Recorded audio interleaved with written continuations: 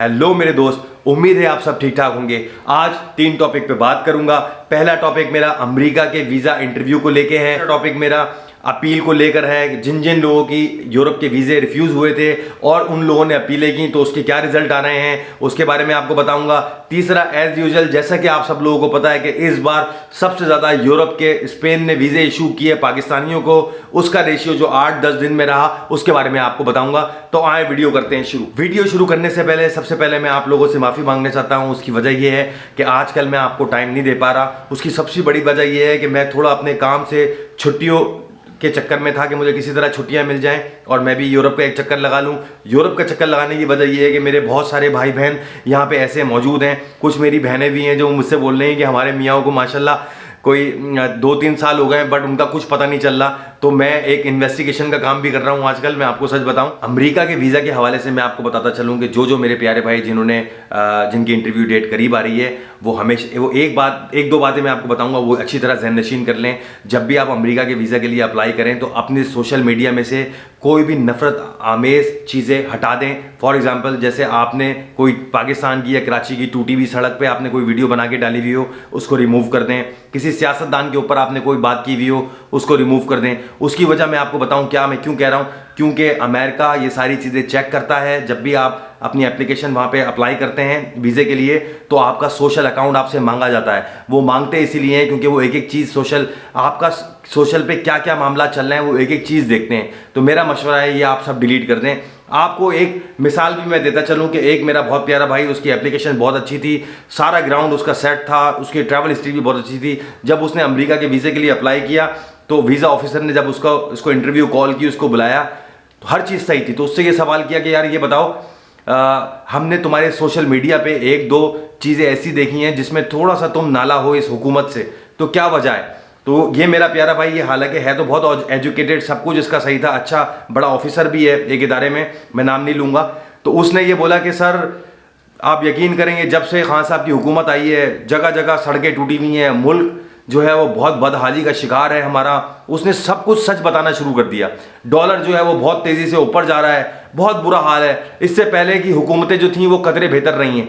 तो एम्बेसडर ने वीज़ा उसका रिफ्यूज़ कर दिया, उसको स्टैंप लगा दिया पासपोर्ट पे रिफ्यूजल का। हालांकि लगता नहीं है लेकिन फिर भी उन्होंने लगा दिया। उसकी वजह ये, क्योंकि उनको ये बात समझ में आ गई कि ये बंदा इसीलिए जा रहा है क्योंकि यहाँ से बददिल हुआ है, ये वापस नहीं आएगा, क्योंकि ये अपनी सड़कों से, अपने पाकिस्तान से, अपनी हुकूमत से, अपने सियासतदान से ये बहुत ज़्यादा नाराज़ हुआ है और ये वापस नहीं आएगा। इसलिए उसको रिफ्यूज़ कर दिया गया अमेरिका के वीज़े के लिए।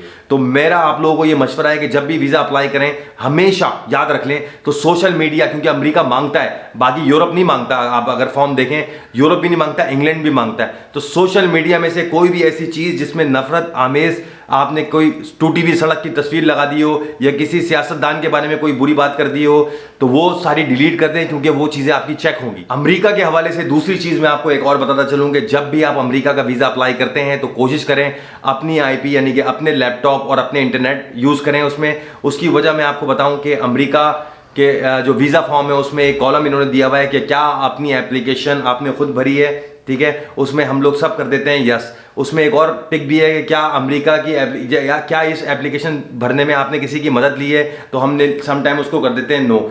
इसका एक एक्सपीरियंस आपको बताता चलूँ कि अभी रिसेंटली मेरी एक सब्सक्राइबर ने अमेरिका का जब वीज़ा अप्लाई किया तो उनसे सवाल किया अमेरिकन एम्बेसी ने कि आपने यहाँ पे टिक लगाया कि आपने किसी की मदद नहीं ली, एप्लीकेशन फॉर्म आपने खुद भरा है, तो आप मुझे ये बताएं कि आपने हमसे झूठ क्यों बोला। उन्होंने बोला कि मैंने तो झूठ नहीं बोला, मैंने खुद भरा है।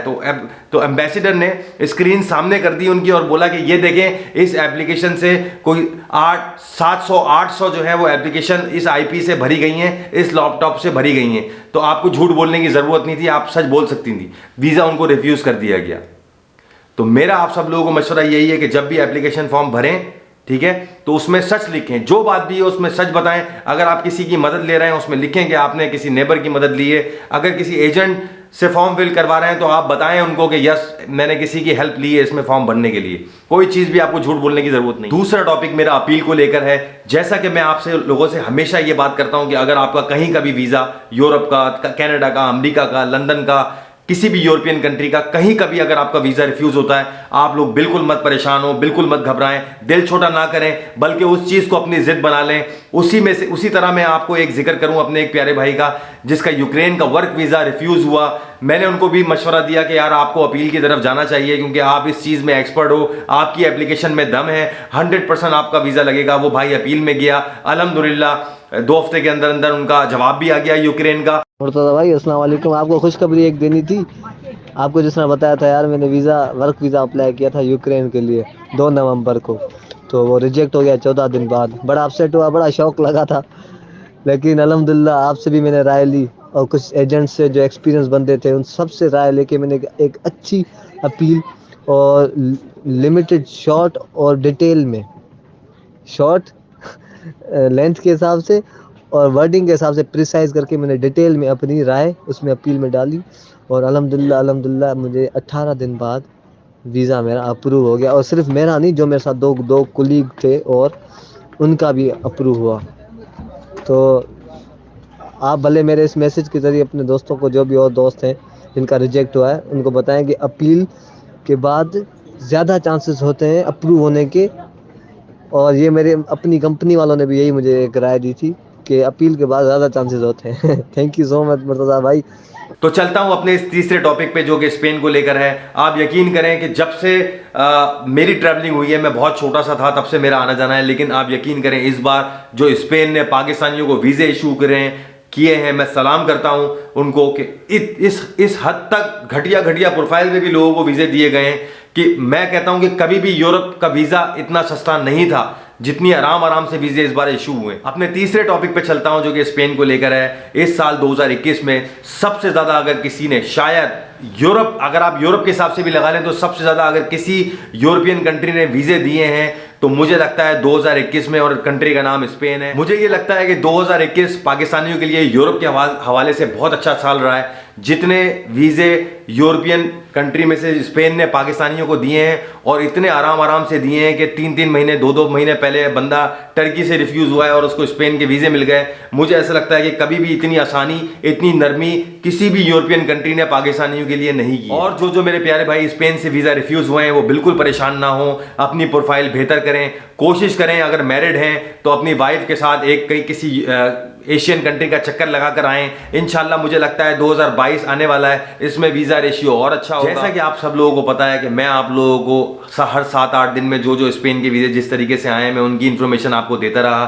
तो ये 7 से 8 दिन की इन्फॉर्मेशन अगर मैं आपको दूं तो बहुत हल्की प्रोफाइल में भी लोगों के वीजे लगे हैं, ज्यादातर वीजे इशू हुए हैं इस आखिरी हफ्ते में माशाल्लाह से। और आप लोगों को एक बात बताता चलूं, जो आप लोग अगर रिफ्यूज हुए हैं, बिल्कुल परेशान ना हो, दिल छोटा ना करें, इंशाल्लाह आपको जरूर वीजा लगेगा।